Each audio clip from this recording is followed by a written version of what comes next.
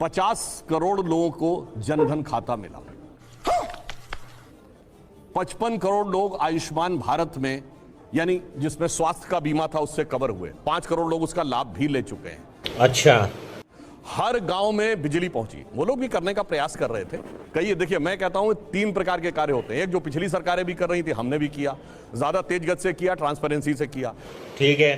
कुछ जो पिछली सरकारें सोच रही थी और हिम्मत नहीं कर पाई वो किया, और कुछ जो पिछली सरकारें सोच ही नहीं पाई। क्या बात है सर, क्या बात है सर। तो बिजली, पानी, सड़क, उसमें हमने क्या किया, सारे डिटेल्स आपको मिल सकते हैं। जो इन्होंने सोचना था मगर कर नहीं पाए, जैसे जीएसटी, अच्छा, हमने वो इंप्लीमेंट करके दिखा दिया। तीसरी कुछ ऐसी चीजें हैं जो ये सोच भी नहीं पाए होंगे। तो उम्मीद करता हूं कि आप सभी लोग अच्छे होंगे। अगर आप मेरे चैनल पर नए हो तो प्लीज़ चैनल को सब्सक्राइब कर लीजिए। मैं जीएसटी के ऊपर ये बोल रहा है, मैं एक ही चीज़ बोलना चाहूँगा बीजेपी की सरकार को। आपने देखिए, पॉलिटिक्स से हट के सोचिएगा। बीजेपी के अगर आप सपोर्टर हैं, सपा के सपोर्टर हैं, कांग्रेस के सपोर्टर हैं, आप बिल्कुल हट के सोचिएगा और थोड़ा सा ध्यान दीजिएगा। जानते हैं आप ईंटे का दाम पे जीएसटी लगाते हैं, आप ऐसी सरिये पे जीएसटी लगाते हैं, ठीक है, वाहनों पे जीएसटी लगाते हैं, आप पेट्रोल पे जीएसटी लगाते हैं, आप केरोसिन पे जीएसटी लगाते हैं, आप डीजल पे जीएसटी लगाते हैं, आप कुछ चीज़ें और हैं, जैसे कि अब मान लीजिए कि क्या बोलते हैं यार उसे, हाँ, जो ज़मीन लिखाते हैं उस पर जीएसटी लगाते हैं, उन सभी पे जीएसटी लगा तो शायद से चल जाता।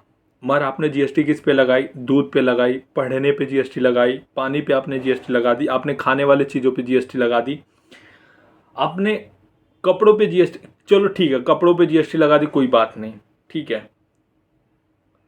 कपड़ों से अगर एक कपड़ा रहेगा तो आराम से, अगर 2 कपड़े खरीद लेते हैं तो आराम से वो चल जाएगा 2 साल 3 साल तक, ठीक है।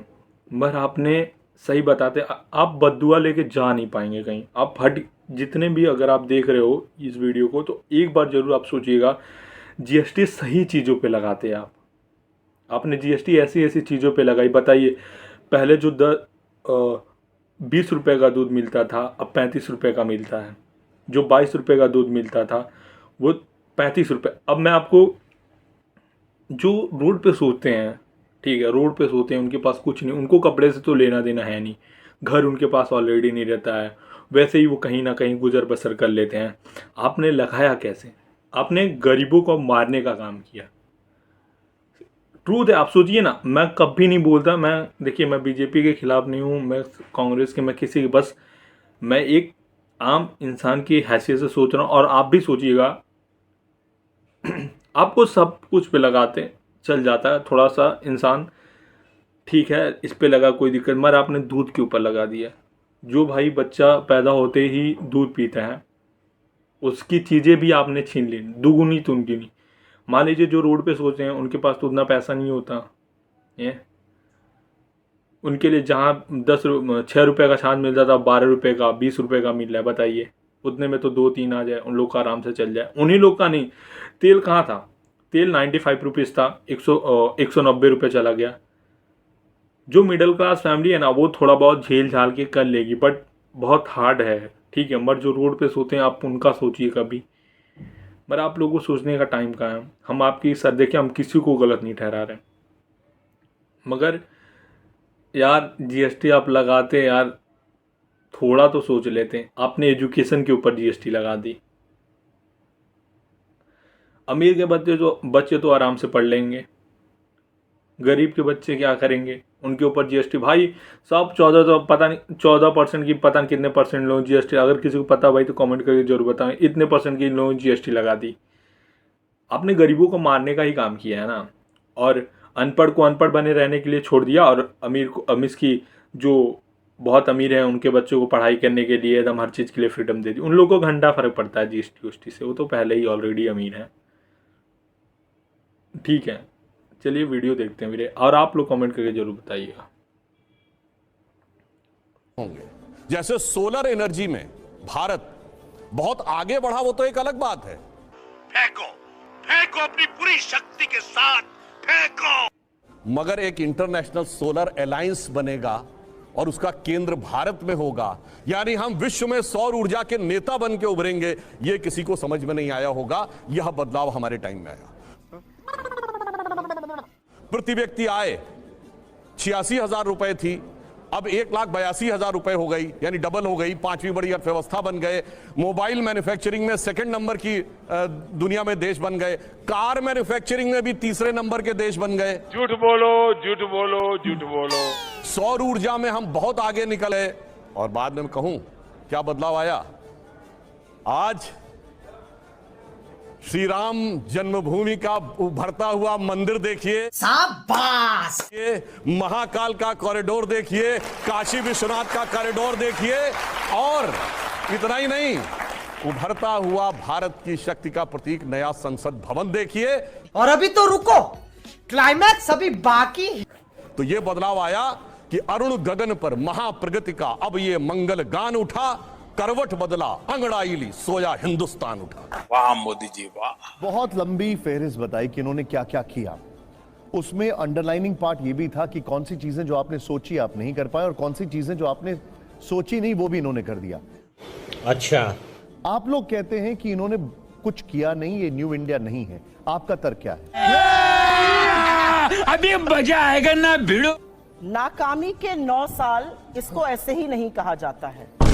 ये 9 साल अद्भुत थे क्योंकि इसमें ऐसे ऐसे जुमले हमने सुने जो हमने कभी नहीं सुने थे।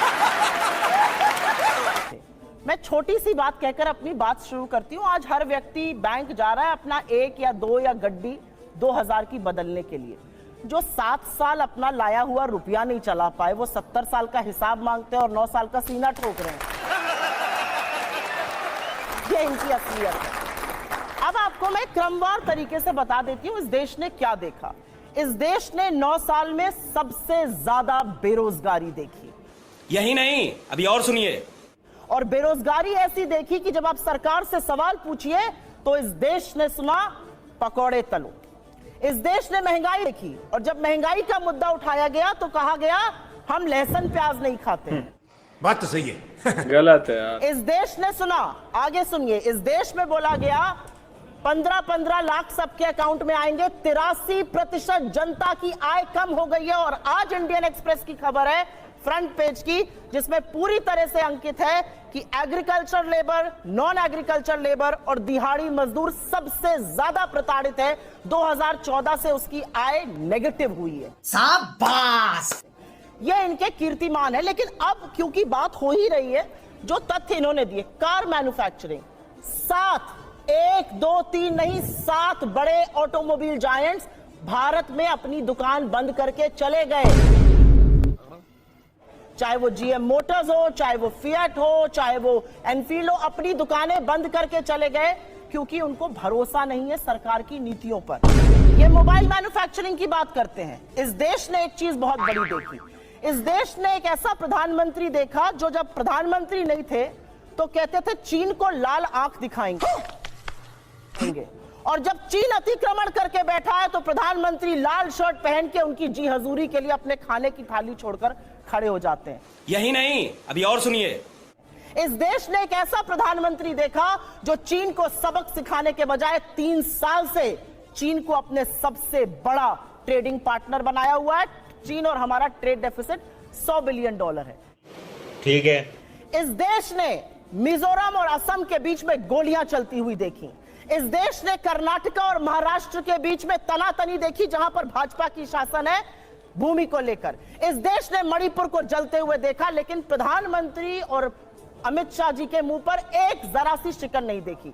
वाह मोदी जी वाह। इस देश ने तैरती लाशें भी देखी। ये देश सब कुछ देखता है, और अब देश ये भी देख रहा है कि भारत के संसद का उद्घाटन होने जा रहा है। ये बड़ी अच्छी बात कही आप। इतिहास ना इमारतों से बनता है, ना 9 साल में बनता है। इतिहास तब बनता है जब 200 साल की ब्रिटिश हुकूमत के बाद आप रोना नहीं रोते, अपना दुखड़ा नहीं रोते, आप आईआईटी, एम्स, आईएससी, बार्क, इसरो जैसी संस्थाएं बनाते हैं। इतिहास तब बनता है जब 19वीं सदी। देखिए, उम्मीद करता हूँ आप लोग को वीडियो अच्छा लगा हो। अगर वीडियो अच्छा लगा तो प्लीज़ सब्सक्राइब कीजिएगा। और देखिए भाई, मैं किसी के पक्ष में नहीं हूँ, मैं किसी बीजेपी का या ऐसा नहीं। जो लोग अच्छा काम कर रहे हैं उसके ऊपर भाई कमेंट करो, बट ठीक है, अगर मैं गलत हूँ तो मुझे करेक्ट कर देना बस, ठीक है, बोल देना भाई तुम गलत बोल रहे थे, बस बात ख़त्म भाई। और क्या है, बट मेरे हिसाब से जीएसटी वाला मुद्दा और ये चीज़ें यार तो थोड़ी बहुत तो गलत हुई ही। कोई भी सरकार वैसे भी 100% सही नहीं हो सकती। उम्मीद करो आप लोग वीडियो पसंद है, चैनल को सब्सक्राइब करना।